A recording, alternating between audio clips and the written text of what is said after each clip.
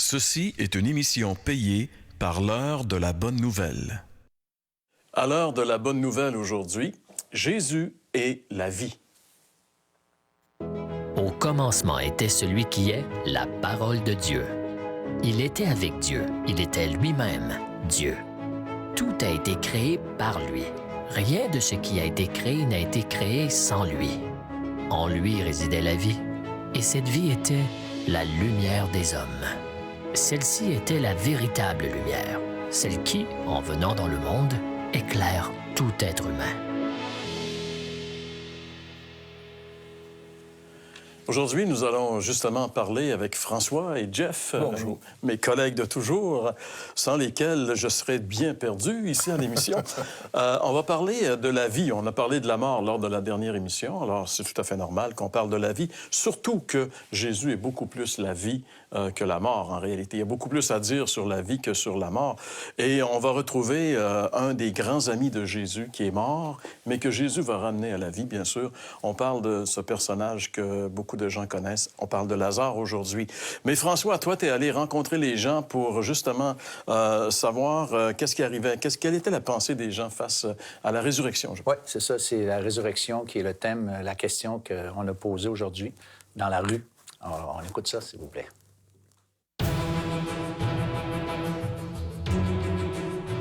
Qu'est-ce que vous pensez de la résurrection? Est-ce que vous y croyez? Plus ou moins, je sais pas. Je crois qu'il y a une forme de résurrection pour nous aussi. Ben, ça, j'y crois pas tant. Là. Mais on peut se réincarner, comme j'ai dit. Donc, techniquement, c'est un petit peu comme ça. On revient à la vie, mais d'une autre forme. Non. Ça me dit rien. Est-ce que nous, on va être résurrectionnés? Excusez. Ressuscités. J'en ai aucune idée. En réalité, en écoutant les gens, c'est comme si la résurrection, c'était une vérité qui était pour les gens plus vieux. En fait, il y a quelques générations, parce qu'on en parlait beaucoup dans la religion. Mais maintenant, ça a été remplacé par d'autres idées comme la réincarnation, entre autres. Tu sais, on va revenir, mais sous une autre forme, etc. Ouais. C'est quand même pas tellement présent, si je me fie au... C'est une vérité qui peut s'oublier facilement parce que même dans le temps de Jésus, Israël était préparé, eux, à croire la résurrection, parce que dans leurs écrits, on parlait de la résurrection. Pas tellement clairement, mais quand même. Même dans un très vieux livre comme celui de Job, Job parle qu'il va voir son Rédempteur, puis pas avec les yeux d'un autre, mais avec ses propres yeux. Ouais. Donc, il y avait cette forme de croyance chez les Hébreux de la résurrection du corps. Mais c'était pas tellement évident quand même, parce que on sait que Jésus, lors des derniers moments, avant sa crucifixion, disons la dernière année de son ministère, a commencé à parler de ce qui allait arriver à Jérusalem, et il citait toujours trois choses qui allaient arriver. Il allait être livré entre les mains des anciens, ils allaient le crucifier, et il allait ressusciter. Donc, il allait revenir à la vie. Et ça, il disait à ses disciples, mais eux, la Bible nous dit à plusieurs reprises que ça rentrait pas. Eux, ils saisissaient pas cette vérité. Tant et si bien que la journée où Jésus est ressuscité, ils ne croyaient pas. Les femmes sont allées au tombeau, ils reviennent avec la bonne nouvelle, Jésus est vivant, il n'est plus là. Puis là, ils ne croient pas. Et pourtant, il les avait dit... C'est juste pour démontrer jusqu'à un certain point que cette vérité de la résurrection, elle est difficile à accepter parce que lorsque quelqu'un est mort, en général, il est mort, on ne le reverra plus. Ça, c'est la pensée générale. La résurrection, on dit non, il va revenir.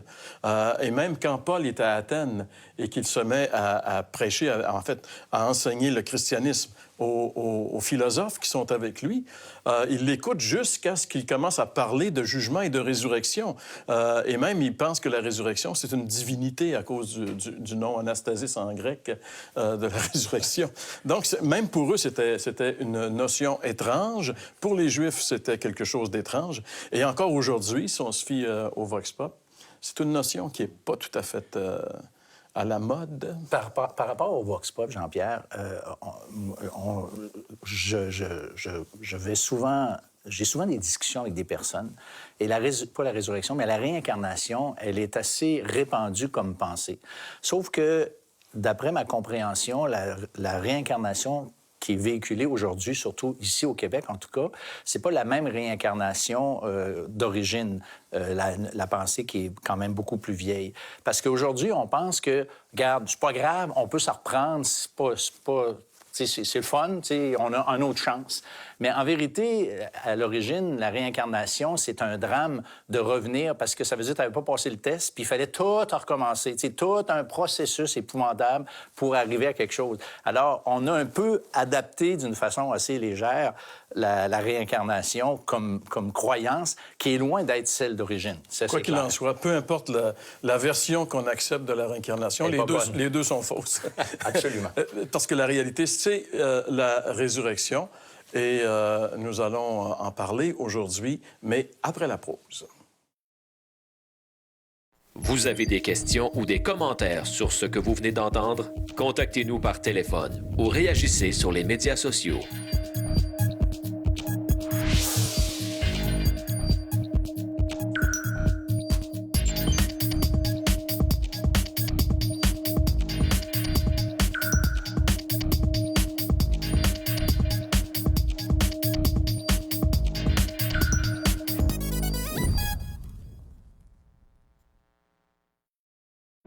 Vous êtes touché par ce que vous entendez dans cette émission? Vous souhaitez poursuivre votre aventure à la découverte de ce visiteur venu du ciel? Commandez dès maintenant votre Évangile de Jean tout à fait gratuitement. Que vous préfériez lire le texte ou en apprécier l'adaptation cinématographique, cette offre est pour vous, profitez-en. Cette offre a été rendue possible par les ministères d'Aujourd'hui l'Espoir. Le Nouveau Testament, les Évangiles, nous présentent 3 cas de résurrection où Jésus a ramené à la vie des gens qui étaient morts. Il y a entre autres la fille du directeur de la synagogue de Capernaum, Jairus, qui avait une petite fille de 12 ans qui est morte et elle était vraiment morte et Jésus l'a ramenée à la vie. Ça, c'est un cas de résurrection.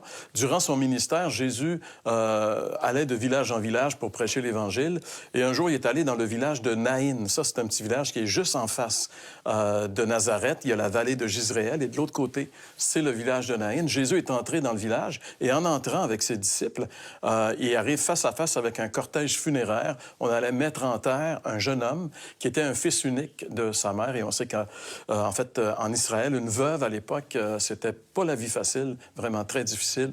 Jésus a eu compassion de ce qu'il voyait et il a ramené ce jeune homme à la vie.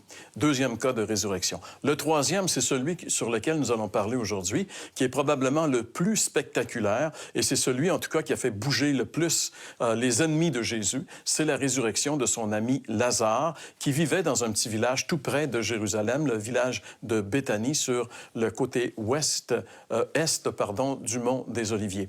Alors, on va lire ici un petit passage où nous retrouvons Jésus face au tombeau de Lazare. Dans l'Évangile de Jean, chapitre 11, à partir du verset 17. Jésus étant arrivé, trouva que Lazare était déjà depuis 4 jours dans le sépulcre. Et comme Béthanie était près de Jérusalem, à 15 stades environ, beaucoup de Juifs étaient venus vers Marthe et Marie pour les consoler de la mort de leur frère. Lorsque Marthe apprit que Jésus arrivait, elle alla au-devant de lui, tandis que Marie se tenait assise à la maison. Marthe dit à Jésus, « Seigneur, si tu avais été ici, mon frère ne serait pas mort. Mais maintenant, même, je sais que tout ce que tu demanderas à Dieu, Dieu te l'accordera. » Jésus lui dit, « Ton frère ressuscitera. » « Je sais, lui répondit Marthe, qu'il ressuscitera à la résurrection au dernier jour. » Jésus lui dit, « Je suis la résurrection et la vie. Celui qui croit en moi vivra, même s'il meurt. Et quiconque vit et croit en moi ne mourra jamais. Crois-tu cela? » C'est la rencontre que Jésus a eue. Parce qu'il faut voir que c'est une famille. Il y avait 2 sœurs, Marthe, Marie et Lazare, qui étaient d'ailleurs des grands amis de Jésus. Jésus habitait dans cette maison lorsqu'il allait à Jérusalem. Il était le bienvenu. C'était vraiment des amis intimes. Et là, Lazare est mort et Jésus savait qu'il était mort. Il a attendu quelques journées. comme s'il a fait exprès pour arriver à ce moment-là. Et les sœurs ici sont vraiment étonnées de sa réaction. Ouais. Et il a fait exprès aussi. Il a fait exprès parce que, encore une fois, il veut casser peut-être une interprétation, parce que dans le temps, comme dans certains pays encore aujourd'hui, quand quelqu'un mourait, on l'enterrait dans la même journée. Peut-être pour ça aussi qu'aujourd'hui, ici en Amérique du Nord, on fait de l'embaumement, parce qu'on a souvent déterré pour enterrer d'autres morts, et on avait vu quelquefois, on avait enterré des gens dans le coma. Ils se sont réveillés dans leur tombe. Ça doit être un peu angoissant. Mais aujourd'hui, il n'y a pas de problème. On nous tue de toute façon en faisant l'embaumement, ça fait que c'est réglé. Il en reste plus. Bref, là, la croyance aussi de l'époque, parce que les gens essayaient d'interpréter ces morts qu'on avait enterrés dits vivants, donc en disant que l'esprit du mort rôdait et, s'il y a un espoir, essayait de rentrer à nouveau dans le corps. C'était comme une croyance populaire. Ouais. Ça durait 3 jours, selon eux. Selon eux. Jusqu'à ce que, de plus en plus, que le corps devenait inhabitable, en d'autres mots, eh bien là, l'esprit partait. Maintenant, Jésus attend que le corps pue. Ils sont en décomposition, pour être sûr que c'est pas l'esprit du mort lui-même qui est capable de pénétrer son corps à nouveau. Ou aujourd'hui, on pourrait dire, Jésus aurait attendu aussi 4 jours que son ami Lazare soit mort et en décomposition pour dire à la science, qui quelquefois dit, non, c'est un genre de coma très profond et puis on ramène à la vie. OK? Donc là, le corps est plus viable du tout. Et Jésus va faire la démonstration qu'il peut pas seulement juste ramener quelqu'un à la vie, mais il peut littéralement créer la vie. Parce que là, le corps ici est en décomposition. Il faut qu'il y ait une recréation pour qu'il soit viable, ce corps. Il démontre qu'il est plus. Il est non seulement la vie, mais il est aussi notre espérance de résurrection. Il a ressuscité Lazare. Mais il faut toujours rappeler une chose. Quand Jésus faisait des miracles, ce que Jean appelle des signes, il signifie quelque chose, il pointe vers une vérité. Il prend quelque chose dans le monde temporaire dans lequel on vit, le monde déchu, le monde brisé, et là, il va le réparer, mais c'est une réparation temporaire. Il ne faut pas l'oublier, parce que des gens qui prêchent l'Évangile, souvent en disant « Venez à Jésus, il va tout régler vos problèmes ici. » C'est pas vrai. C'est pas vrai. Il en règle quelques-uns, il en règle pas d'autres, puis il en cause des fois. Fait que ça, c'est une autre histoire. Mais là, il va prendre une situation vraiment dramatique pour dire « Je vais vous faire une démonstration parce que vous ne me croyez pas. » Et quand il a laissé son ami Lazare mourir, juste le verset d'avant, Jean nous donne le contexte. Il dit, c'est à cause de nous qu'il a laissé Lazare mourir. Parce qu'au verset 15, il dit, « Et à cause de vous, afin que vous croyiez. » Là, il parle à ses propres disciples. Il sait que cette vérité de la résurrection, un peu comme on l'a entendu les gens de la rue, et pourtant, on est 2000 ans de christianisme. Et là, on retourne encore au paganisme qui dit, bon, il y a sûrement quelque chose, parce qu'on a cette pensée qu'on continue, mais on n'ose pas croire qu'on va continuer physiquement. Et pourtant, le credo de l'histoire de toute l'Église, c'est de finir en disant, et nous croyons à la résurrection de la chair. Ça, c'est le credo universel de toute l'Église chrétienne. Et si, ici, Jésus attend que Lazare soit mort, c'est pour faire une démonstration. Vous allez voir maintenant ce que vous ne croyez pas. Parce que même s'ils l'entendent, ils l'entendent de manière un petit peu esthétique. Wow, c'est beau. Mais on ne comprend pas tout ce qu'il veut dire. Pourtant, ils ont vu des résurrections. Mais peut-être, eux, attendent une résurrection définitive ici, maintenant, plutôt que celle qui va faire toute chose nouvelle bientôt. Il va recréer littéralement tout l'univers à nouveau. Oui, parce que toutes les personnes que Jésus a ressuscitées sont mortes plus tard. Oui. Mais ceux qui auront part à la résurrection, la dernière résurrection, la résurrection, ne mourront plus Exactement. jamais. Et c'est pour ça que Jésus dit ici quelque chose d'assez intriguant quand même. Il dit quiconque vit et croit en moi ne mourra jamais. C'est quand même une parole intrigante. Oui, parce que même si on meurt, il dit non, il est mort, mais il n'est pas mort. Oui, c'est ça. Il est mort ou il n'est pas mort? Alors, ça demande un certain éclairage. Et c'est ce qu'on va voir, justement. On va continuer ici à découvrir cet événement spécial de la résurrection de Lazare. On va sauter, si vous le voulez bien. Jésus, il a dit qu'il était la résurrection et la vie. Et il va même mettre à défi Marthe de le croire. Crois-tu cela? Parce que si tu le crois, ça va changer ta vie. Il va avoir dans ta vie un espoir différent. Tu sais, parce que quand elle a vu Jésus, elle dit, si tu avais été ici, ben, mon frère serait peut-être pas mort. Hein? Mais là, il va lui dire, je suis la résurrection et la vie. Même si je suis pas là, je suis la résurrection et la vie. C'est intéressant de voir ici qu'elle a le réflexe de dire, oui, je le crois, mais elle le croit, on pourrait quasiment dire, religieusement. C'est une croyance qu'elle a. Parce qu'il y a une différence entre une croyance et vraiment croire. Ici, elle récite le credo. Elle revient de vérité. Oui, je le crois, à la fin, tout le monde va ressusciter. Il dit non, là, je le suis maintenant. Oui, tu sais, on se cache derrière nos croyances des fois face à des événements qui nous dépassent, hein? Même encore aujourd'hui. Alors, il y avait 2 sœurs. Il y avait Lazare, lui est mort, il est dans le tombeau. Marthe, on vient de voir sa réaction avec Jésus. Maintenant, celle de Marie, à partir du verset 32. Lorsque Marie fut arrivée là où était Jésus et qu'elle le vit, elle tomba à ses pieds et lui dit, « Seigneur, si tu avais été ici, mon frère ne serait pas mort. » Jésus, la voyant pleurer, elle et les Juifs qui étaient venus avec elle, frémit en son esprit et fut tout ému. Et il dit, « Où l'avez-vous mis? » Seigneur, lui répondirent-ils, « Viens et vois. » On voit ici la même réaction de Marie, la même question, en fait, la même exclamation de Marie que de Marthe. Jean-Pierre, cette question-là a été posée des milliers de fois à travers l'histoire de l'humanité. Tu sais, si tu avais été ici, autrement dit, je vais le rendre d'une façon plus moderne, si Dieu t'existe, pourquoi tu n'as pas fait ceci ou pourquoi tu n'as pas fait cela? Moi, je trouve que c'est une question qui est légitime, il faut la comprendre, mais ici, dans le texte, il y a une réponse très claire. Pourquoi Jésus a attendu, comme on a dit tantôt? Il a attendu parce qu'il ne voulait pas le guérir, il voulait le ressusciter. Alors, c'est comme un bonus, c'est beaucoup mieux, pour qu'on réalise que Jésus, selon ce qu'il dit, il est la résurrection et la vie. Alors, cette question-là qu'on se pose encore aujourd'hui, pourquoi Dieu permet telle et telle souffrance? Bien, derrière ça, la gloire de Dieu, c'est la réponse que le texte nous donne, la gloire de Dieu qui est en jeu, et que Dieu veut qu'on voit qui il est vraiment, et à travers cette histoire-là, on le voit vraiment briller. Et c'est intéressant aussi parce que j'ai entendu souvent que pendant l'Holocauste juif, lors de la dernière guerre mondiale, c'est 6 millions de Juifs qui ont été exterminés par les nazis. Quelqu'un disait « Où était Dieu pendant l'Holocauste, où il était. » C'est légitime, c'est facile à comprendre comme question. Non, c'est sûr, c'est une question logique. Mais par contre, ce qui est intéressant, c'est que des gens se sont posé la même question, qui étaient victimes de l'Holocauste, et pour certains, c'est devenu des athées, et d'autres, c'est devenu des croyants. La réponse à cette interrogation a été différente dépendant des gens. Ouais. Donc, on ne répond pas toujours de la même façon à une situation, même si cette situation est terrible. J'aimerais maintenant qu'on aille voir Jésus, on dit qu'il est la résurrection et la vie, bien, qu'on le voit ressusciter Lazare. Alors, on va lire ce passage ici, qui est toujours dans le chapitre 11. On va lire à partir du verset 38. « Jésus, frémissant de nouveau en lui-même, se rendit au sépulcre.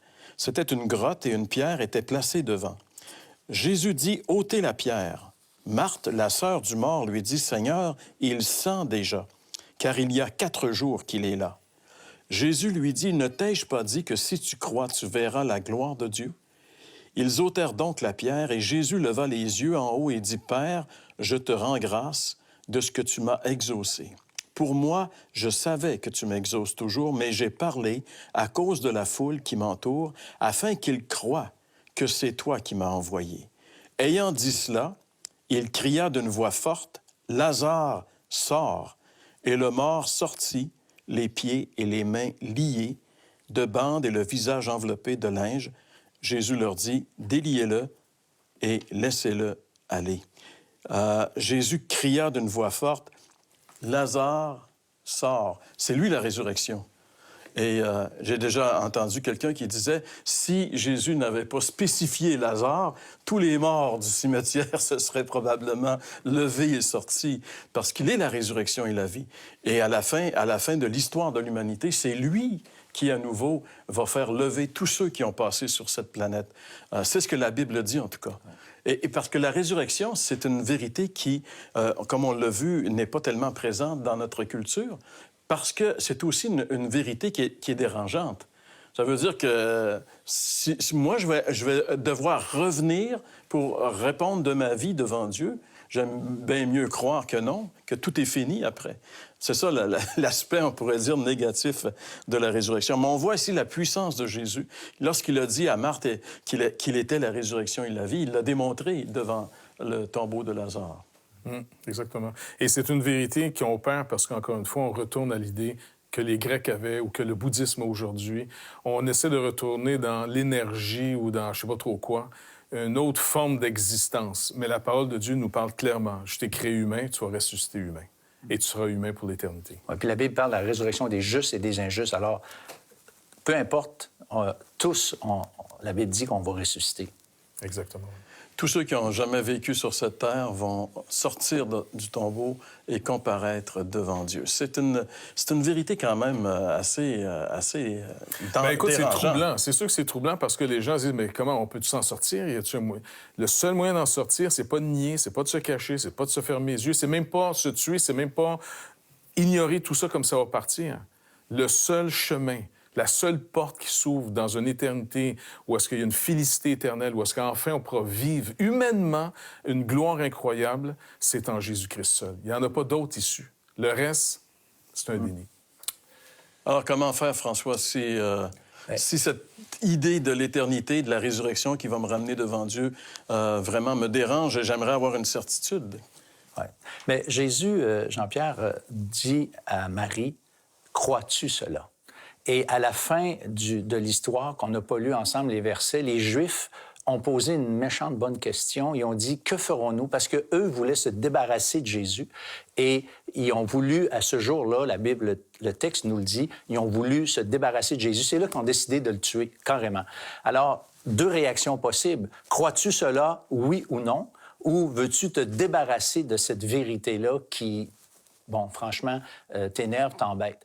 Mais moi, je vous invite aujourd'hui à prendre la décision de croire cela, de croire ce que Jésus a dit et surtout de croire ce que Jésus a fait. Parce que si vous croyez ce que Jésus est, si vous croyez ce que Jésus a fait, la Bible dit que nous avons la vie éternelle et qu'on ne mourra jamais.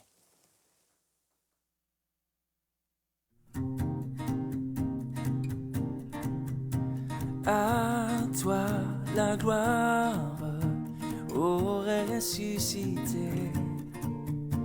À toi la victoire pour l'éternité. Brillant de lumière, l'ange est descendu. Il roule la pierre du tombeau vaincu. À toi la gloire, ô ressuscité. À toi la victoire pour l'éternité. Oh,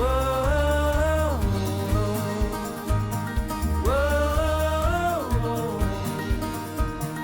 Vois-le paraître, c'est lui, c'est Jésus.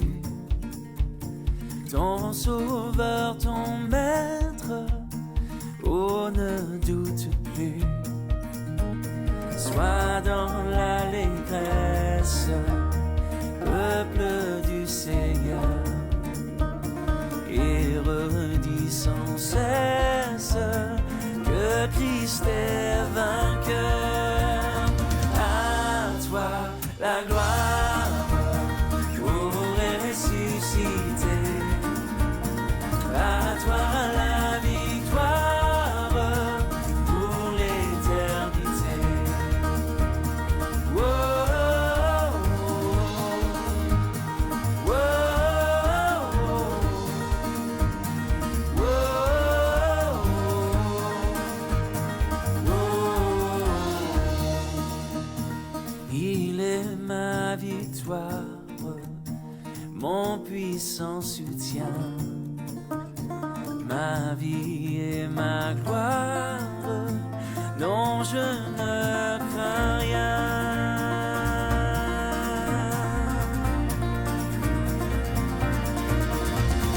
À toi la gloire, ô ressuscité. À toi la victoire pour l'éternité. Oh, à toi la gloire, ô ressuscité.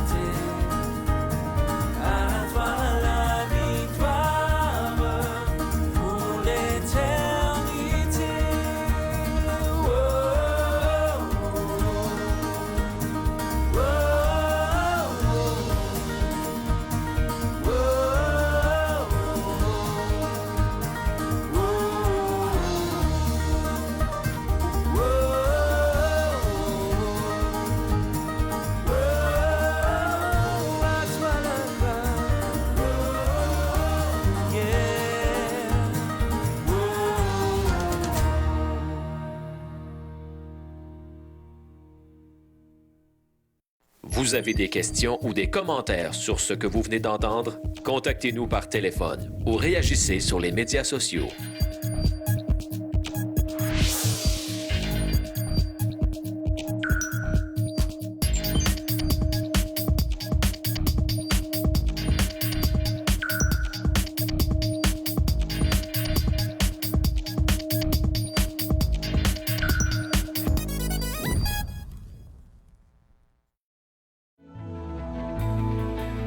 La série complète serait disponible sur DVD dès la fin de la saison. Réservez votre coffret en nous écrivant à l'heure de la bonne nouvelle, casier postal 26006, Trois-Rivières, Québec, G8Y 7M1. Vous pouvez également le faire par téléphone au 1-866-509-1319 ou par courrier électronique à info@hbn.ca.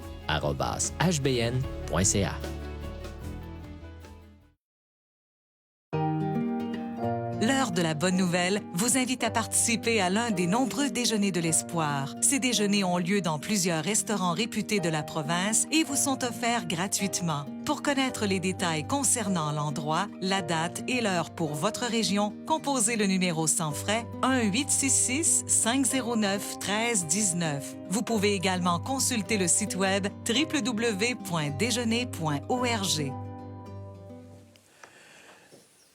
On est habitué, nous, de voir des scènes de télévision ou de cinéma où on voit des choses irréelles, mais assister en direct à une résurrection, ça devait vraiment être quelque chose. Hein, de voir quelqu'un qui était mort depuis 4 jours, qui sentait et qui sort du tombeau. J'imagine. Exactement. Puis en plus, comme tu rappelais, les gens ne pouvaient plus nier ce qu'il disait par rapport à ce qu'ils ont vu qu'il a fait, parce qu'il était connu quand même, Lazare. C'est quelqu'un d'important, c'est un riche. Et puis, il était à côté de Jérusalem. Les notables de Jérusalem étaient même venus. Et là, ils ont tous vu ça. Ils ont rapporté ça au Sanhédrin en disant, écoute, les gars, il vient de ressusciter un mort de 4 jours. Là, ils ont dit, écoutez, le voyez, on gagne rien, t'es en train de gagner tout le monde, il faut le tuer. Puis pas juste lui, Lazare aussi, c'est un témoin gênant. Ils veulent même tuer le gars qui a été ressuscité. Vous savez, moi, les gars, c'est pas de ma faute, j'ai été ressuscité, ça. Mais c'est à ce point-là qu'il y a un déni jusqu'à aujourd'hui. Plutôt que de le voir comme une bonne nouvelle. Écoute, il nous donne une espérance au-delà de tout ce qu'on pourrait espérer en disant, écoutez, je vous en veux pas, je prends vos dettes, je m'en vais payer sur la croix du Calvaire, je prends votre mort. Je ressuscite dans 3 jours, je reviens, bonne nouvelle, quiconque veut vienne. Et ça, c'est la bonne nouvelle. Et c'est cette nouvelle qu'on aimerait vous communiquer ici à l'heure de la bonne nouvelle, semaine après semaine. La bonne nouvelle que l'œuvre a été parfaitement accomplie et que tout ce que nous avons à faire, c'est de se confier en ce que Jésus a fait. François, merci. Jeff, merci beaucoup d'avoir été avec nous aujourd'hui. On vous souhaite de passer une excellente semaine et on vous donne rendez-vous la semaine prochaine pour une autre émission de l'heure de la bonne nouvelle.